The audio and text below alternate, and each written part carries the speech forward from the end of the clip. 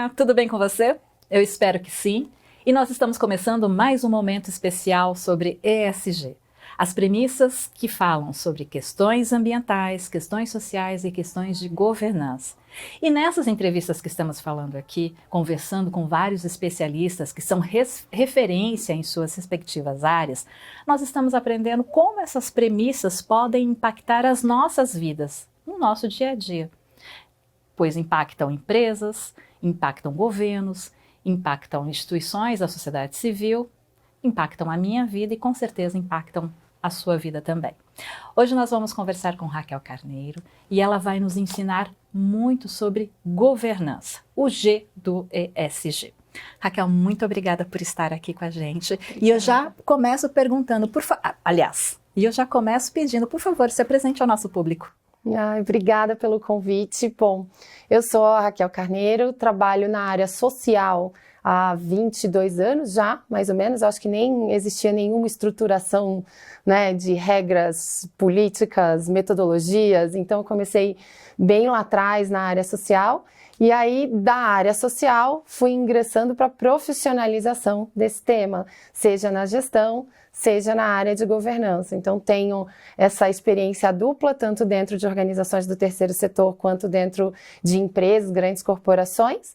E hoje dou aula também no IBGC, que é o Instituto Brasileiro de Governança Corporativa, justamente num curso que é o ESG na prática.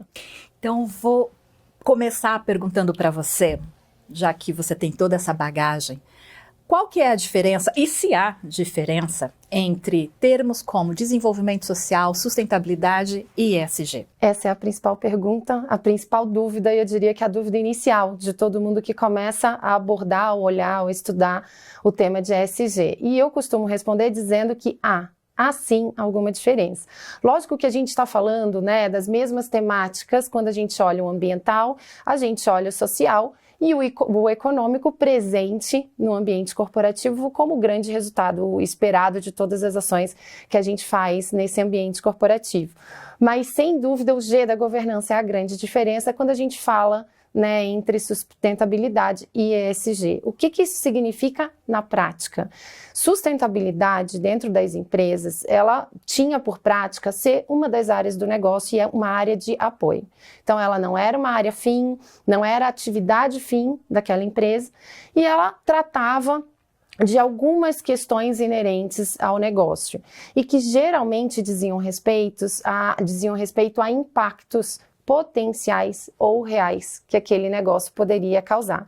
Qual é a diferença do impacto potencial e real para eu chegar na diferença do ESG? Então, você tem uma operação de uma empresa, uma forma de produzir, e aquela forma de produzir pode impactar uma comunidade do entorno, pode impactar o meio ambiente ou a sociedade de uma forma mais ampla, ou impactar os próprios colaboradores. Então, isso era olhado dentro da sustentabilidade e, portanto, uma área mais, né? Uma área ali na tangente da operação do negócio. No ESG, para que seja ESG realmente, a gente tem que alçar essas temáticas para o nível da alta governança. Então, a gente não começa a fazer uma política de ESG de baixo para cima, né, a partir de uma área de sustentabilidade para chegar na governança. A gente precisa alçar este tema dentro da governança para aí sim distribuir ele com práticas para todas as áreas do negócio e não mais só para uma área específica, chama-se ela sustentabilidade, responsabilidade social, enfim, saúde, segurança e meio ambiente, que é o famoso SSMA. Então agora a gente tem que olhar com um pouco mais de atenção, eu diria, para todas essas temáticas, né, ambiental, social, como ela contribui para o econômico, mas alçando isso para a alta governança. Então, a gente agora trata o tema de cima para baixo e com políticas que vão impactar todas as áreas da empresa e não mais a atuação de uma área específica. Tem mais as meninas do social, as meninas do sustentabilidade. Eu já fui chamada assim em algum momento da vida. E sempre diziam, né, que eram as equipes mais alegres, mais felizes, porque tinha essa forma de enxergar de que parecia não ter um compromisso direto com o negócio, quando na verdade não é isso, né? Tem um compromisso de contribuição estratégica diretamente para o negócio. A ESG agora está colocando dinheiro na mesa. Colocando dinheiro na mesa. O que é governança? Então, governança é a forma de você estruturar, né, a gestão desse seu negócio e com um olhar para o futuro. Então, um dos principais pontos, eu diria, da governança é que você torne aquele negócio perene para o futuro. E aí, por conta disso, diversos aspectos são olhados dentro desse G de governança. Não é simplesmente fazer uma gestão seguindo poucas regras ali do pagar, receber, ter receita no final. Não, é mais que isso. É mais que isso. E aí, o mais que isso também não é só ter um conselho de administração, um conselho fiscal, que a maioria acredita, né? Estabeleci os meus conselhos, eu já tenho padrões de boas práticas de governança. Também não é só isso. A sigla ESG não é nova. Não é. Está ganhando, como que eu vou falar, tração mais recentemente. Posso estar enganada, mas pós-pandemia. Mas ela foi pensada única e exclusivamente para empresas de capital aberto? Então, na verdade, ela começou com empresas de capital aberto. Esse termo foi cunhado em 2004 pelo então secretário-geral da ONU, que era o Kofi Annan, numa publicação que foi feita, né, e que é feita para o mercado de uma forma geral. E ali havia uma fala, uma orientação, né, uma sugestão da ONU de que as grandes agências de capital passassem a considerar critérios ambientais e sociais no momento de analisar a decisão do seu investimento. E aquilo ficou ali. Não teve grande repercussão. A gente passou de 2004 para 2020, quando o então diretor-geral da BlackRock, que é uma das maiores agências de investimento mundiais, se eu não me engano, eles têm mais de 80% do PIB na carteira de negócios, não sei exatamente o percentual agora, vem uma declaração numa carta anual, que também é uma carta muito esperada pelo mercado, onde ele fala que a própria BlackRock passaria a considerar os critérios ambientais e sociais para a decisão do seu próprio investimento. Então, ali, e aí por isso a gente teve essa atração, porque justamente o ambiental e o social agora estão diretamente conectados com a capacidade de atração de investimento no mercado, a partir dessa carta da BlackRock. Lógico que isso repercutiu para outras agências, repercutiu para as grandes empresas, mas também para todo o restante da sociedade, porque as grandes empresas, né, com essa atração liderada, né, pela possibilidade de atração do investimento, elas acabam precisando cascatear esses critérios para toda a sua cadeia produtiva. E isso é governança. ESG é sistêmico? Tem que ser. Ele pode ainda não estar sendo tratado como sistêmico, mas ele precisa ser, porque ele vai afetar toda a sociedade. Então, a gente não está mais falando de marketing, né, que geralmente se ligava muito critérios sociais ou a área de pessoas, porque diziam, a gente tinha esse olhar para colaboradores, o olhar da responsabilidade social, ou então muitos acreditavam que era só uma questão de marketing, de atração de clientes, de ter uma boa reputação. A gente não está falando mais disso, é a capacidade de sobrevivência daquele negócio através dos anos. Então é governança, porque a governança olha a perpetuidade desse negócio. Então ele precisa ser sistêmico, porque se o investimento determina que ele será direcionado, né, o gestor desse investimento, de que vai direcionar o investimento para empresas que têm boas práticas nesses eixos, essas boas práticas envolvem também olhar para a sua cadeia de fornecimento. Então eu acabo tendo que cascatear todas essas boas práticas, essas exigências, em alguns casos, para as outras instâncias com as quais eu me relaciono nesse negócio.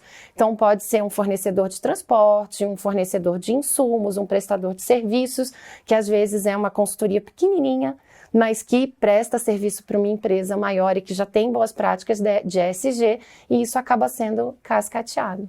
A maioria das empresas no Brasil são de pequeno e médio porte.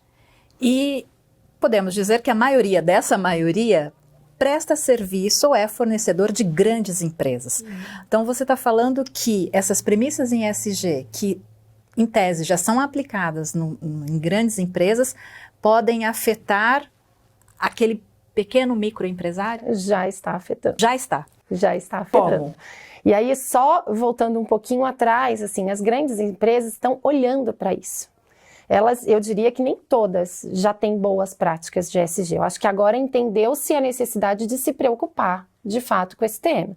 Então, eu vejo uma corrida por conhecimento mesmo, por estudo, por entender qual é o impacto ou como aplicar boas práticas para dentro do negócio. Tá? Então, acho que agora a gente está vivendo talvez um momento de maturação mesmo do tema para entender entre teoria e prática como que eu trago, né, para dentro do meu negócio efetivamente. E eu diria que essas grandes empresas estão nesse momento, a gente está em 2023. Então, desde o anúncio, né, do diretor executivo da BlackRock em 2020 até hoje, a gente teve um curto espaço de tempo para que todo mundo se adapte com essas boas práticas. Então, acho que ali a gente tem algumas empresas que já estão um pouco mais avançadas em boas práticas sobre governança e outras que estão nesse processo, estão caminhando. E já estão impactando pequenos negócios, pequenos fornecedores, pequenas consultorias que prestam serviço não só diretamente para a grande empresa, mas que às vezes estão nessa cascata da cadeia de fornecimento. Então eu, por exemplo, como uma consultora de uma consultoria de pequeno porte, eu preciso já me adequar, já estou sendo cobrada a me adequar a critérios de governança.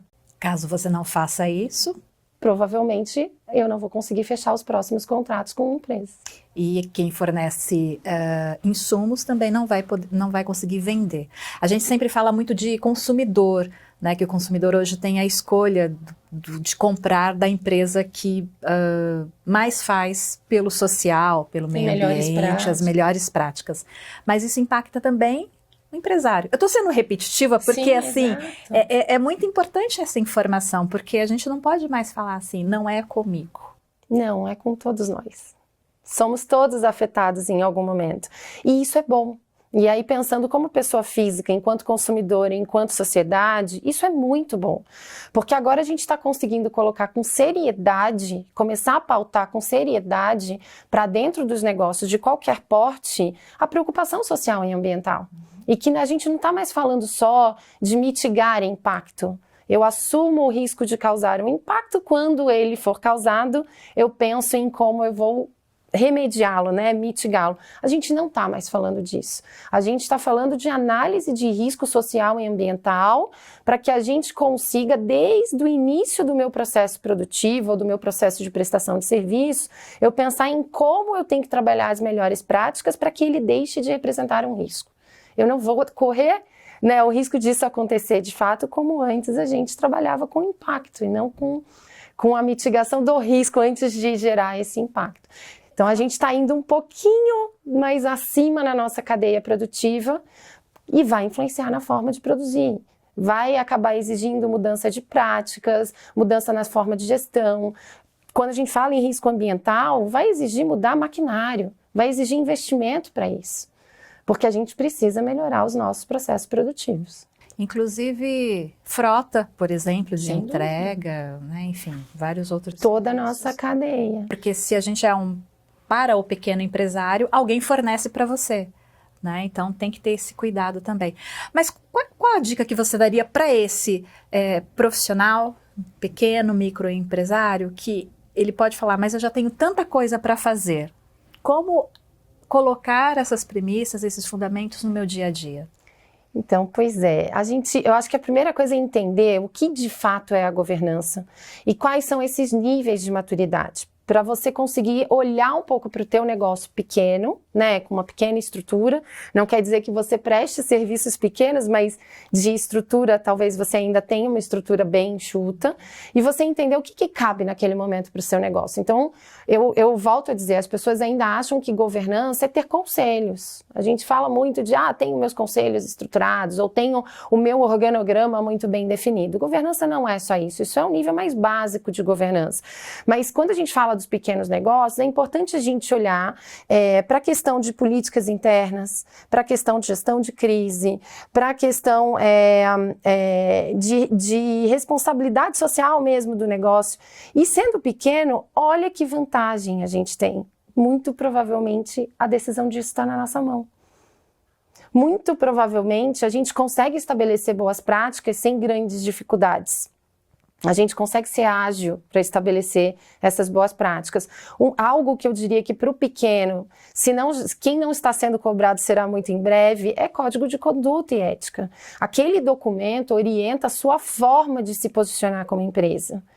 Então, é como você vai cuidar do seu trabalho, da sua forma, né, de fornecer produtos ou serviços, de quem você contrata como colaborador e de quem você contrata como fornecedor para dentro dessa sua pequena cadeia, mas ainda uma cadeia. Então, esse eu diria que é um dos documentos principais para a gente começar. Eu sou pequeno, mas eu tenho que ter o meu código de conduta e ética. Que é um dos documentos. Um dos documentos. A gente pode ouvir, ou já ouviu, governança é burocracia. Eu só serei grande sem atender a esses pré-requisitos e quando eu for grande eu atendo. Como que eu diria? É uma falácia?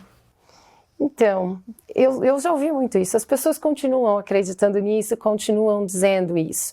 Eu não concordo que é uma burocracia, honestamente falando. Eu acho que amplia a nossa consciência sobre o nosso próprio negócio, e eu digo porque eu estou passando por um processo desse, então acho que amplia a nossa consciência sobre a nossa forma de colocar no mercado o nosso negócio, e aí a gente tem maior capacidade de crescimento.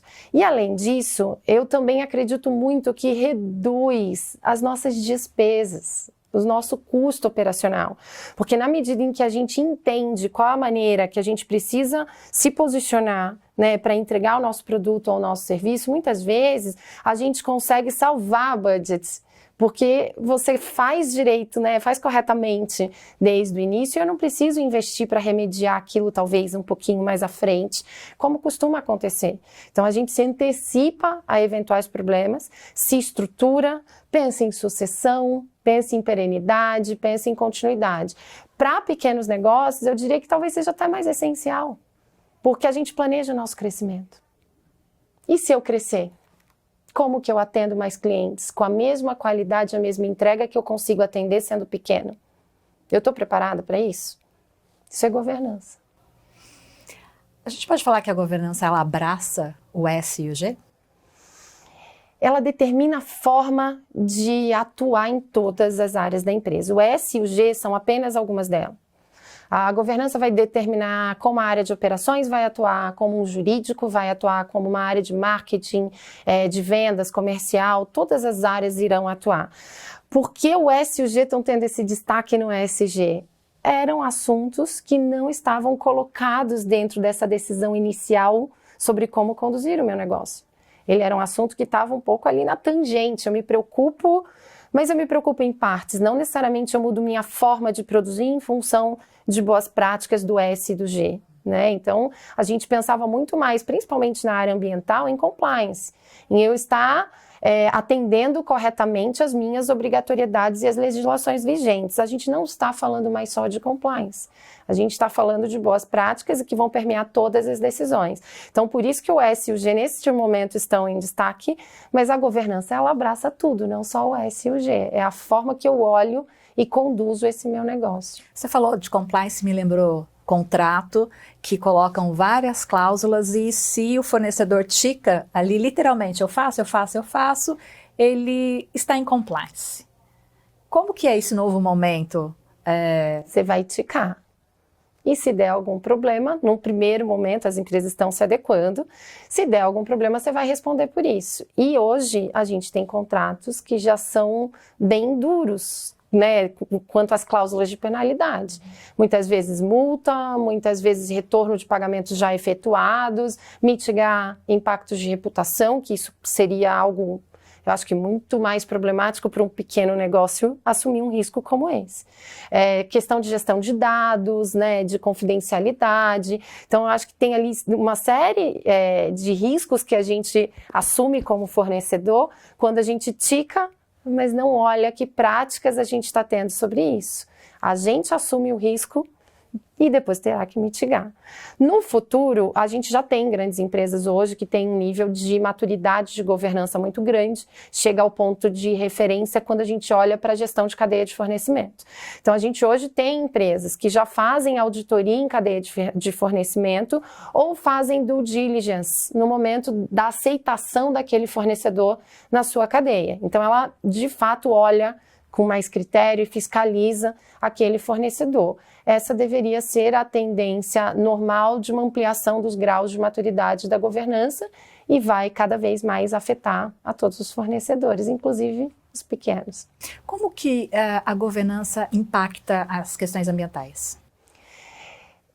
Ela vai impactar do mesmo jeito, como eu falei, que vai impactar todas as outras questões. É como eu defino a minha forma de produzir.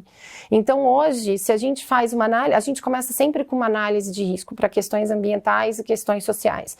Eu diria que talvez questões ambientais a gente tenha um pouco mais de objetividade nessa análise de risco, porque questões ambientais a gente já tem um arcabouço de legislações ali muito bem definidos e já há alguns anos em prática. Lógico que a gente sabe que talvez nem todos estejam sendo plenamente seguidos, porque a gente está num país que tem a lei que pega e a lei que não pega, né? Mas existe um arcabouço de legislação. Quando a gente fala nas questões sociais, elas são muito mais delicadas, porque risco social somos todos nós. Risco social é qualquer porta-voz que esteja naquele momento representando a empresa e que pode cometer um ato diferente daquele que é orientado por aquela empresa. Então, pode ser um colaborador, mas pode ser um prestador de serviços esporádico, pode ser um motorista de uma frota de caminhão. Então, do mesmo jeito que a governança afeta o ambiental, ela vai afetar o social e todas as áreas produtivas daquela empresa, mas é a forma de conduzir. Então, eu analiso os meus riscos ambientais. Ok, como que eu vou atuar para reduzir o risco e ele nem se tornar um potencial impacto? Então, eu vou fazer o quê? Eu vou mudar minhas práticas produtivas, eu vou mudar a forma de gerir meus fornecedores, eu vou mudar a forma de gerir a minha forma de produzir. Então, ela vai determinar práticas de gestão para que esses riscos não existam mais ou sejam reduzidos ao mínimo. Na área social, é além do cuidar bem do colaborador interno, né? Além do cuidar bem. O que mais é? O cuidar bem, eu diria que era uma preocupação lá da década de 90. A gente já superou. Cuidar bem é obrigação, né? Então, ele é um olhar para dentro, é o que a gente chamava muito de responsabilidade social, que é olhar as pessoas que estão diretamente impactadas, mais uma vez, pelo meu negócio, é o meu colaborador e, no máximo, aquela minha comunidade próxima, né, da minha operação, das minhas áreas, do meu escritório, etc. Social hoje não é mais isso. Social, a gente está falando do impacto mais amplo, para o colaborador, para a comunidade do entorno, mas para a sociedade de uma forma geral. E a gente está falando da conduta, da postura em relação às pessoas também. Então, por isso, a questão de inclusão e diversidade, por exemplo, é um dos pilares fortes do ESG no eixo social, porque a minha postura, como eu conduzo a forma de tratamento que eu dou para todas as pessoas, para o meu cliente, para o produto que eu entrego, para o meu colaborador, né, para as pessoas com as quais a gente se relaciona naquele ambiente de negócio, e por isso o eixo social é tão sensível. A gente vai falar mais de social mais para frente, mas antes de chegar nessa parte, gostaria de colocar na mesa aqui mais uma informação. Para começar com as premissas em ESG, colocá-las em prática, é um custo? Muitas vezes ela pode representar um custo, tá? Eu vou dar algumas situações. Se você é uma empresa menor, talvez não seja um custo inicial, porque você consiga fazer isso. A sua cadeia não é tão complexa ainda, então talvez você consiga fazer isso com as pessoas que você tem hoje dentro da sua empresa. Quando a gente fala de empresas, principalmente do que eu costumo chamar de base produtiva, né, que ela tem um parque industrial, ela tem um impacto por conta de uma agricultura, de uma pecuária, de uma mineração, ela tem um impacto produtivo para a região ali onde ela atua, no início isso pode representar um custo. A questão é, que tamanho de custo é esse? Porque é necessário fazer um diagnóstico socioambiental. Então, traçar uma agenda social e práticas sociais sem ter um diagnóstico, você não consegue identificar com efetividade quais são os teus riscos sociais e ambientais do negócio.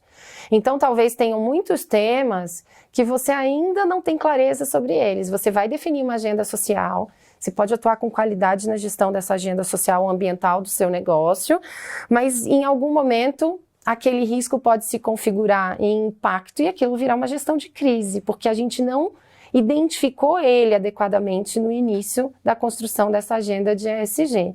Então, esse diagnóstico inicial muitas vezes é importante para uma empresa de maior porte que ele seja realizado por pessoas externas, por uma consultoria, porque você precisa isentar a influência da empresa em relação ao processo de identificação dos riscos. Então, você ter um funcionário, alguém que represente a empresa como colaborador conduzindo aquela análise de risco participativa, por exemplo, quando você envolve alguns perfis de stakeholders, né, no levantamento, você pode ter vieses ali que não são reais do risco, ou você pode nem conseguir identificar todos os riscos, né, porque aquele representante da empresa pode intimidar as pessoas que estão participando, os stakeholders que estão participando. Então, no início eu diria e aí não diria custo, eu acho que é investimento, porque ter esse levantamento do diagnóstico faz lá na frente a gente reduzir os budgets e os custos para realizar as ações. Então, se a gente olhar, por exemplo, o eixo social, que é muito mais complexo, acontece muito de você ter um orçamento para gerir parte desses temas na área de comunicação, você ter outro orçamento para gerir uma outra parte desses temas na área de pessoas, né, na área de gestão de pessoas, você ter um outro orçamento, talvez na própria área de operações, no jurídico, porque você tem que olhar todos esses impactos. E quando você faz o diagnóstico, muitas vezes você consegue pensar ações que você já reduz o risco de todas essas áreas de uma vez só, com orçamento só, com custo só. Então ele acaba sendo um investimento inicial, mas eu não diria que é exatamente um custo. Isso que eu ia perguntar para você, como mudar a chave desse empresário? Ele é investimento. Ele é investimento. E aí eu digo, se um risco ele se configurar como um impacto e isso tiver impacto de reputação, você imagina quanto não custa remediar um impacto de reputação? Às vezes é irremediável. Às vezes é irremediável. Então eu costumo dizer que é um investimento. Talvez o retorno ele não seja tão imediato, não seja dentro do exercício de um ano fiscal. Talvez você precise de 2 anos, 3 anos, 5 anos para conseguir observar de fato esse retorno, mas ele é um investimento. Traçar a agenda de ESG sem ter a clareza, né, sobre esses riscos, e é o diagnóstico que vai te dar essa clareza sobre esses riscos, faz gerar mais riscos, né? Porque você vai ter maior dispêndio de recursos, mas você mesmo tendo dispêndio de recursos, você ainda pode ter que gerir um risco de reputação mais adiante. Isso independe do tamanho da empresa. Ou risco de investimento. E independe do tamanho da empresa. Isso independe do tamanho da empresa. Não, e é o que eu iria mencionar, né? Quando a gente olha, vou falar de novo dos pequenos negócios, né? Somos muitos pequenos negócios que amparam os grandes negócios. Então, se a gente olhar esse pequeno negócio, pode chegar um momento que eu entro numa concorrência, que a minha proposta é ótima, que eu tenho preço, eu tenho técnica, eu tenho metodologia, eu tenho know-how, eu sou bem avaliada, eu ganho essa concorrência e no momento de formalização contratual eu sou impedida de prestar o serviço porque eu não tenho os critérios de ESG que seriam exigidos para a cadeia de fornecimento daquele negócio. Alguém pode falar, mas isso vai demorar para chegar aqui para mim?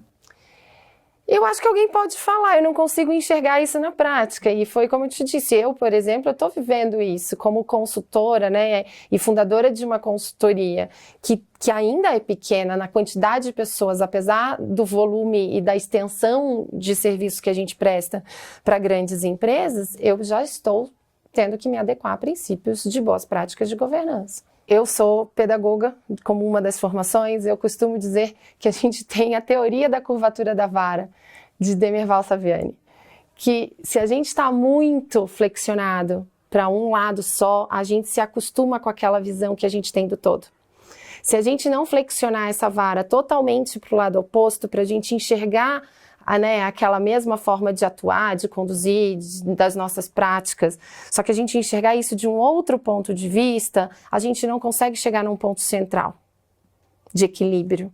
Então eu digo que as ações afirmativas são uma forma da gente impulsionar essa vara para o outro lado, oposto. Quando a gente conseguir também chegar numa situação ali de, olha, já estou enxergando esse tema, sob uma ótica diferente, talvez a gente consiga chegar nesse ponto de equilíbrio. Mas ainda são necessárias as ações afirmativas, porque a gente tem muitos vieses inconscientes que servem de justificativa para a gente não mudar essas práticas. O Brasil, ele pode se espelhar em qual país que está mais adiantado na área de governança, por exemplo?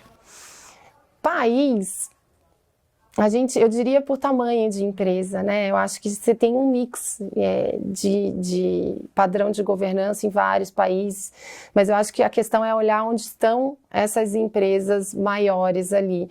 Sem dúvida, são empresas que estão próximas das principais bolsas de valores. Mas eu diria, olhando cultura principalmente social, que é uma área minha de mergulho, né? Minha formação é muito mais na área social do que na ambiental. O Brasil, ele tem uma cultura diferente sobre a forma de conduzir questões sociais, eu diria. Quando a gente olha, por exemplo, os Estados Unidos, a gente vê ações muito no campo da filantropia, da questão emergencial, né, de ajuda mútua. E quando a gente olha Europa, a gente vê investimentos para ações mais estruturantes, mas o Brasil, ele vive essas questões, né? Então, ou a gente realmente inclui isso em todas as esferas desse ecossistema de sociedade, seja governo, seja empresa, seja organização do terceiro setor, se a gente não olhar todas essas esferas, a gente não vai ter essa mudança de prática. Então, eu diria que a gente aqui tem um pensar ali bastante sério e talvez mais evoluído do que muitos outros países para questões sociais. E questões sociais nas práticas ESG não é simplesmente, como você falou, filantropia. É para além, certo? Não é filantropia, é estratégia de negócio. Questões ambientais e sociais, e aí vou falar muito pelo social, elas precisam ser vistas como questões estratégicas para o negócio, porque ela pode ajudar a atrair investimento, ela pode ajudar, contribuir, eu diria, né, em alguma escala, até para a valorização de uma ação de uma companhia numa bolsa de valor, dependendo da configuração ali, né, daquele investimento. Ela pode ajudar a melhorar a percepção de mercado sobre aquela empresa. Então, a ação social é estratégia de negócio. E a gente acha que social é filantropia, mas não é. As empresas, elas têm muitas obrigatoriedades sociais. E o diagnóstico dá essa clareza do quanto dentro da minha agenda eu estou cumprindo a obrigatoriedade e o quanto eu estou trabalhando uma filantropia empresarial, um investimento social privado, mas que ele tem que estar atrelado ao negócio. Por mais que as empresas tenham e precisem realmente ter práticas adequadas sociais e ambientais, elas são negócios lucrativos, elas precisam de fato gerar lucro, é o papel delas na sociedade. Então, essa agenda ela tem que contribuir estrategicamente para o negócio.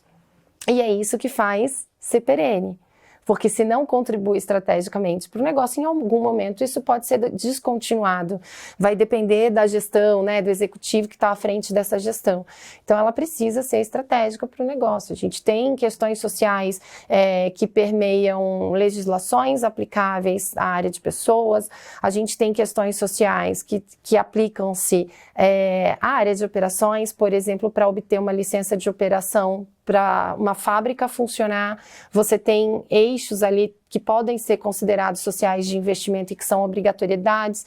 Você tem hoje condicionantes de contratos financeiros de investimento e contratos comerciais que trazem cláusulas de obrigatoriedades sociais e ambientais. Então, é estratégico para o negócio, fora as próprias penalidades, né, que geralmente estão dentro de um jurídico guardado a 7 chaves e que poucos têm acesso, porque isso também impacta em reputação da empresa, mas que muitas penalidades têm também questões sociais envolvidas. A gente precisa olhar esse guarda-chuva como um todo. Não adianta a gente ter uma agenda social muito bonita, porta para fora, uma agenda filantrópica, né, muito bonita, e a nossa forma de produzir não acompanhar isso.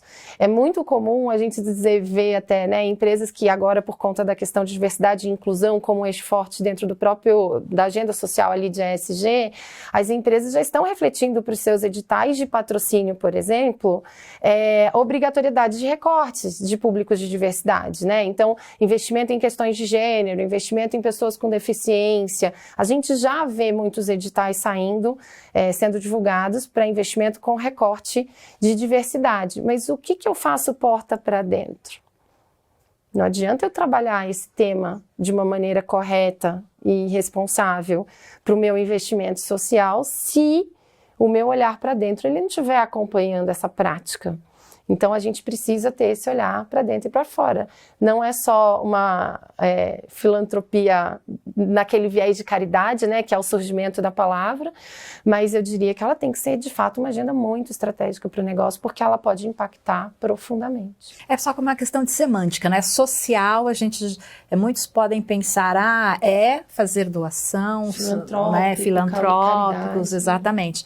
Mas como você disse, olhar também para dentro da empresa, principalmente.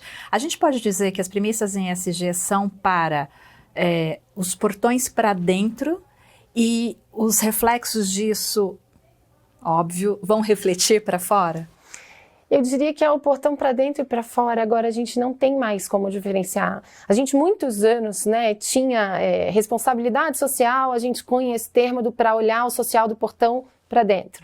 Investimento social, a gente cunha esse termo para olhar do portão para fora e tinha a questão do interesse público e interesse privado, né? A responsabilidade social está olhando do portão para dentro o interesse privado e o investimento social está colaborando com o interesse público. Então, durante muito tempo, a gente é bom em inventar termos, né? Em seguir aqueles termos de uma maneira rígida, enfim. Mas quando a gente olha o ESG, não dá mais para a gente fazer essa divisão. É como eu me posiciono para dentro e para fora. As práticas precisam ser coerentes, porque ela deixa de ser a prática de uma área. Ela não é da área que cuida do investimento social, ela não é da área do marketing, ela não é da área de responsabilidade social ou de sustentabilidade mais. Ela é a forma do meu negócio se posicionar e conduzir. Ele é para tudo, é para dentro e para fora. É por isso que não, para efeitos de fato de se colocar em prática, é muito difícil ser de baixo para cima, tem que ser top-down, certo? É muito difícil ser de baixo para cima. De baixo para cima você tem coisas que você pode se preocupar a fazer para provocar as boas práticas, mas para assumir governança, né, como uma prática e isso refletir para o S e para o A, né, para o ambiental, ele precisa vir de cima para baixo. É uma decisão dos gestores daquele negócio, dos tomadores de decisão daquele negócio.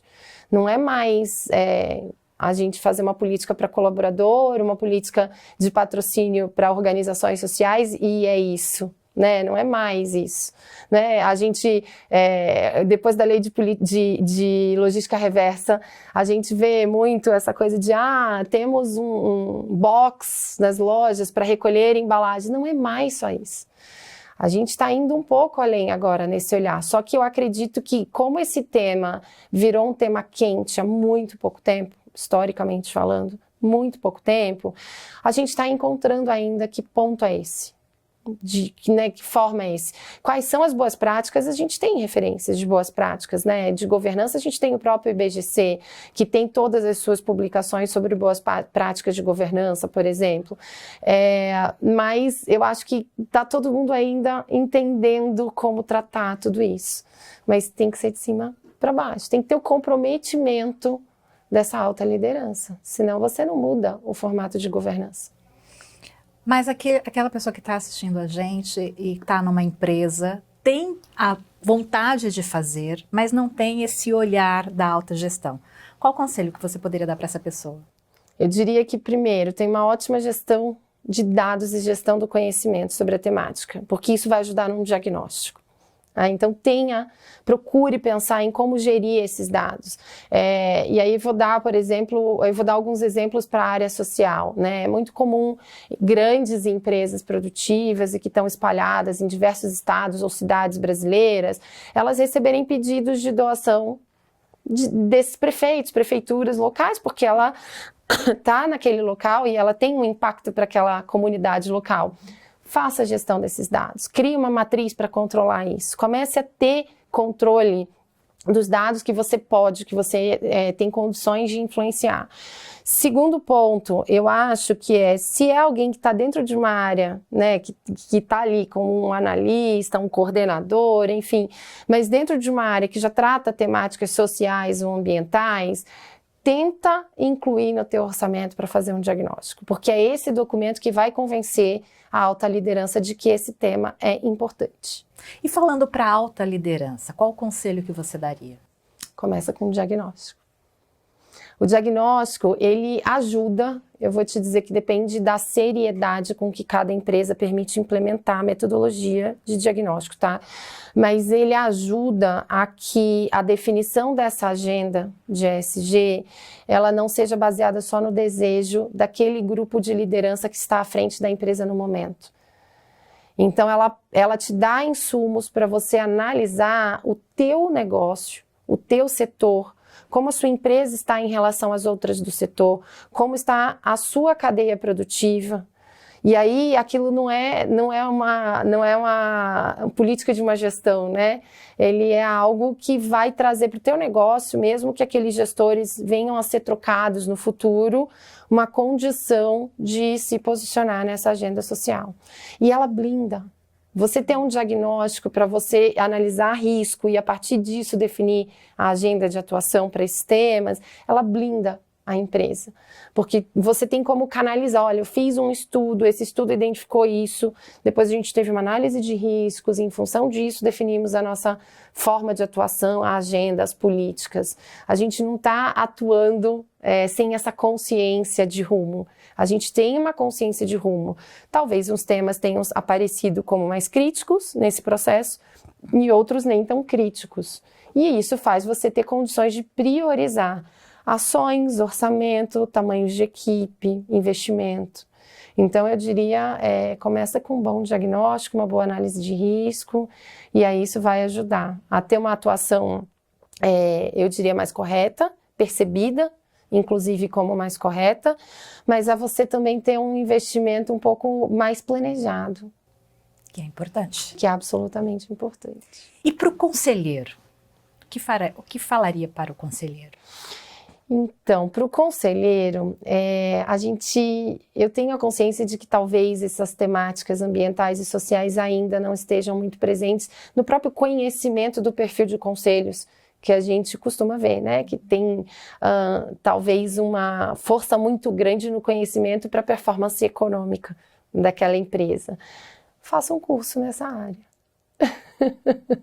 Tem que fazer um curso, tem que buscar conhecimento e entender um pouco melhor para você conseguir, de fato, exercer o seu papel de conselho, né? Então, a gente tem que continuar buscando esse conhecimento a vida toda. Ele nunca chega no limite, né? A gente tem mudanças sociais acontecendo e a gente precisa acompanhar.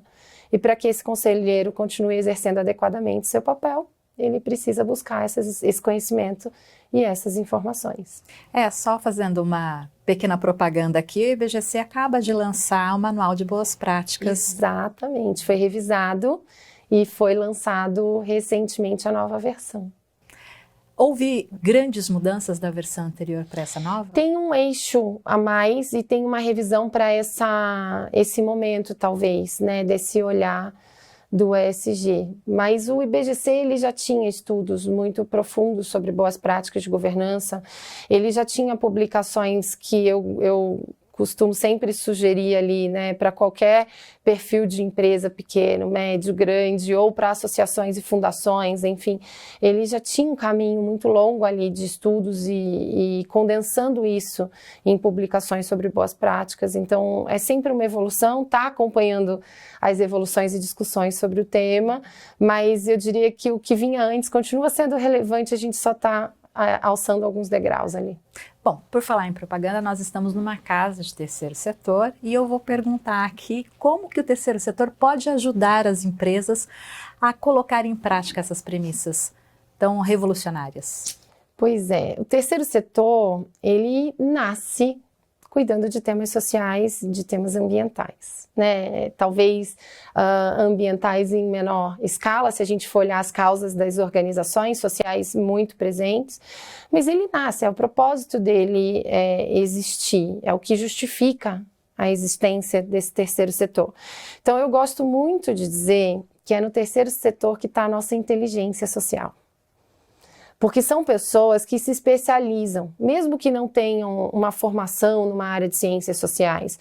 São pessoas que conhecem muito bem um território, que conhecem de perto uma problemática social, porque estavam envolvidas, porque tem essa vivência, porque tem a prática, porque tem o estudo. Então, eu costumo dizer que é nesse terceiro setor que está a inteligência social. Tá? E eu acho que isso precisa ser valorizado e reconhecido pelas empresas, inclusive. Então, se associar a esse terceiro setor de alguma forma, quando a gente monta uma agenda ESG, eu considero extremamente positivo.